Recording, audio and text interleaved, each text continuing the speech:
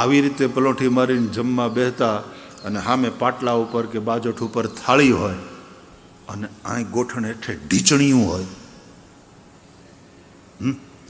અને પછી આમ વાંકા વળીને જે હાથેથી દાળ ભાતના હબડકા લેતા જાય ને એની જે મજા આવે, એ દાળ ઢોકળીના હબડકા લેવાની જે મજા આવે.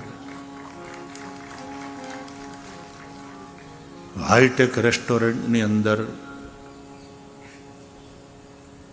छुरी और कांटा लेकर के आम गळाમાં નેપકિન ભરાવીને કપડું ભરાવીને, પેલા તું નાનો હતો તઈ પડતું તું એમ જ પાછું અટાણે પડે છે 55 વર્ષે, ત્યાં લાળિયું બાંધ્યું તે જમતી.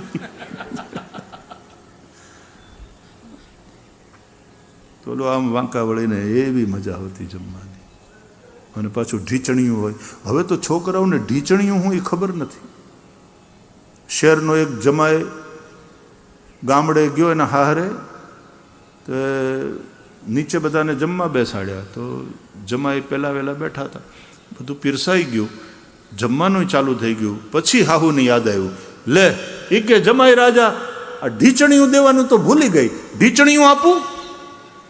તો લો કે રકાબીમાં થોડું લાવો, ભાવશે તો લઈશ.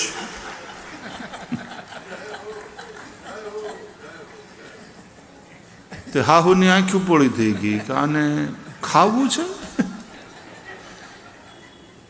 એ ઢીચણીયું ન ખવાય,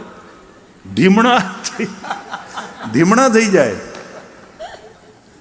આ ઢીમણા શબ્દ કેટલાને ખબર છે? ઢીમણું એટલે શું? વાહ વાહ વાહ, જય જય. શ્રી વૃંદાવન વિહારી લાલ કી